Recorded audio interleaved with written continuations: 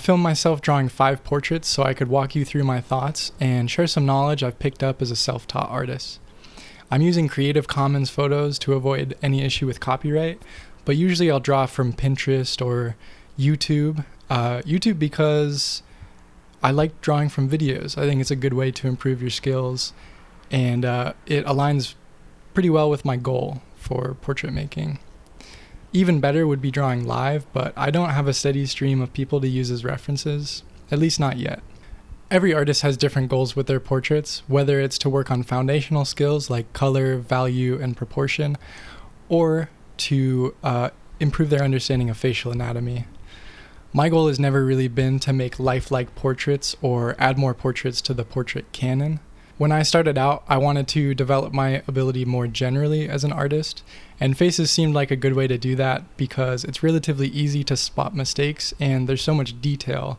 These are some of the portraits I made when I was first starting out as a 12-year-old youngster, and these are the 5 I did in this session as a 21-year-old youngster. I did 2 4-minute portraits, 2 7-minute portraits, and 1 10-minute portrait. These days when I practice portraits, I'm trying to draw fast. I developed this style so that I can make reasonably detailed portraits in about 10 minutes so that I can start doing live portraits. Because of that, I've prioritized drawing many different types of people in many different types of lighting. My values are not very true to life. You'll notice that I make some areas much darker than they really are while leaving other areas completely white. I think this can make a portrait more stylized and punchy, and especially more readable at a distance. Another reason for that is that I'm using a brush pen, and so I don't really have fine control over how dark my strokes are. The medium really informs the way that I think about shading. It's less of a range of darknesses and more of a range of densities. Number 1.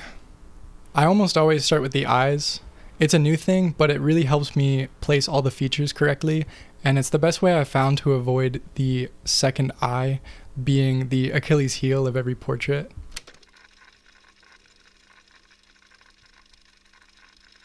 By now you can see that I don't start with guidelines or a sketch layer. When I was first starting out, it was very helpful to have these because I didn't have a great sense of spacing and proportion, and it was good to sketch out the major details before I started inking. The major downside is that making a sketch takes a lot of time, and drawing everything in ink right off the bat has really trained my brain to understand spacing that much better.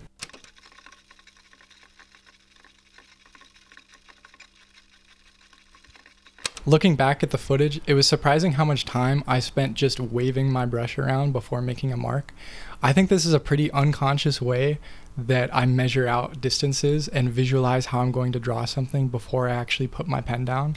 If I wanted to draw even faster, I'd probably work on cutting down the amount of time that I spend with my pen off of the paper, so that I force myself to spend less time visualizing, or even visualize the next thing I'm going to draw while I'm drawing the previous thing.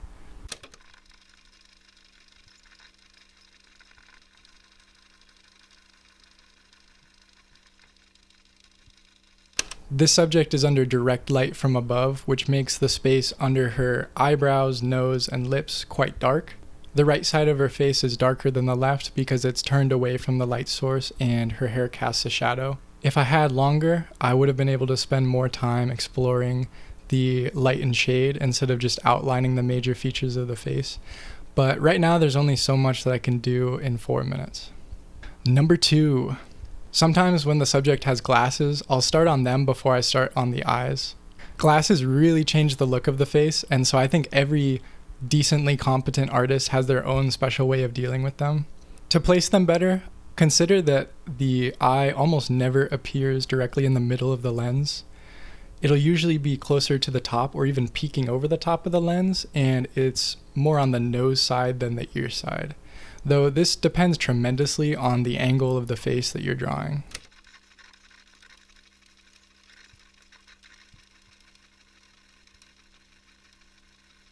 Sometimes I leave a little bit too much space between the bottom of the lenses and the nostrils, and with this portrait I think I actually overcorrected for that. I think the nose could have been a little bit longer. Since this model is looking straight forward, I needed to make sure the features didn't look unbalanced.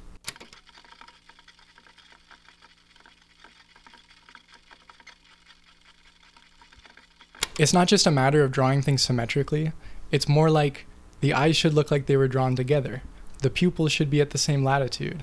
Same thing with the corners of the eyes. Same thing with the eye bags. The eyes are illuminated by the same light source and have a similar shine. The jaw generally has the same slope on either side and the same inflection points.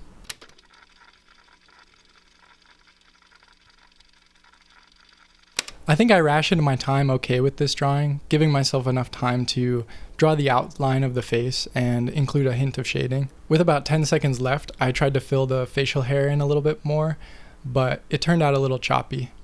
This portrait passes the mirror test, and honestly I think it's my best out of this session in how well it communicates the subject in such little detail. Number 3. Even with more time, I felt like this subject might feel like a blitz due to the amount of detail and how much of the character of the photo comes from contrasting regions of light and dark. When drawing older folks, I like to lean into the contour of wrinkles, corners of the mouth, and deep-set eyes. Signs of aging have their own unique beauty and dignity, which you can really communicate through a portrait. Special features like this piece of jewelry in her nose are worth spending a little extra time on, even if I think I could have rendered it better.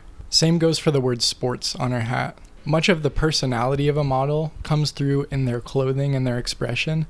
It can be good to try to preserve the features that stand out the most in person or in a photograph, especially if you have the problem where your portraits all tend to look the same. When my time was up, I hadn't shaded all of the areas that I would have liked. The right side of her face came out unnaturally light, and I would have liked to block out a big chunk of darkness underneath her chin like I did with this drawing.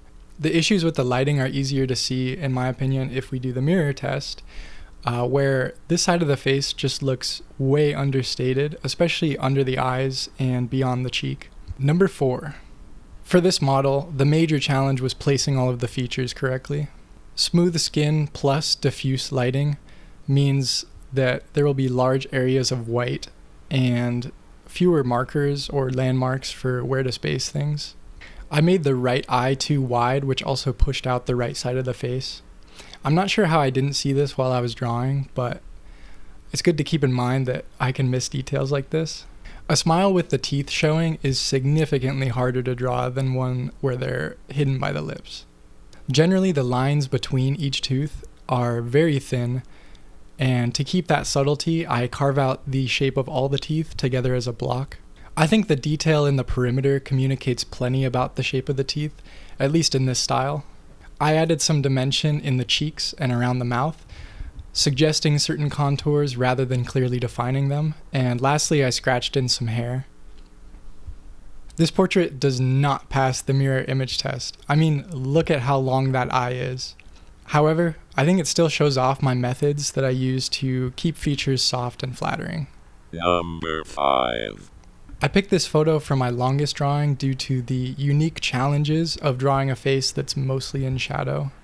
I'm still figuring out how I want to draw backlit and side-lit portraits because I really like when the lines between light and dark fall on the planes of the face, but it takes a really long time to shade all of that area in.